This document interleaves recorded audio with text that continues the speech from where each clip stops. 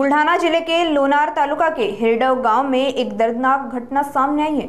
भारतीय सेना में दार्जिलिंग में कार्यरत सैनिक सूरज राजू बांगर दिवाली की छुट्टी पर अपने गांव आए थे। ऐसे दौरान गांव के करीब 30 से 40 लोगों ने उनके घर में घुसकर परिवार पर जानलेवा हमला कर दिया। इस हमले में महिलाओं समेत 3 से 4 लोग गंभीर रूप से घायल हो गए। घटना की शिकायत लोनार पुलिस थाने में दर्ज की गई है, लेकिन अब तक आरोपियों पर सख्त कार्रवाई नहीं की गई। सैनिक सूरज बांगर ने चेतावनी दी है कि अगर अगले 8 दिनों में न्याय नहीं मिला तो वह परिवार सहित जिलाधिकारी कार्यालय के सामने आत्मदहन करेंगे। जैन सर, मी शिपाई बांगर सूरज, मी दार्जिलिंगमध्ये कार्यरत आहे। मी 23 तारखेला सुट्टीवर घरी आलो।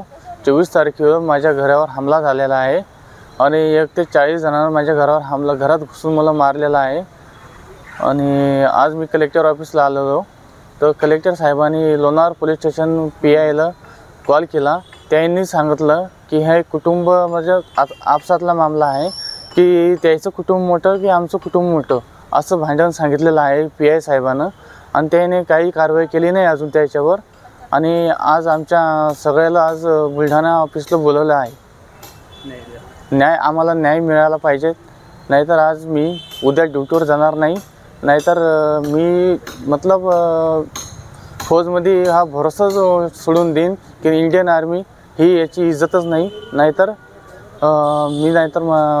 मंत्रीशी मतलब पुढं गृह मंत्रालयामध्ये जाऊन माझा न्याय मिळेल याची मी दखल घेतो आणि मला न्याय मिळेल याची मी हे करतो।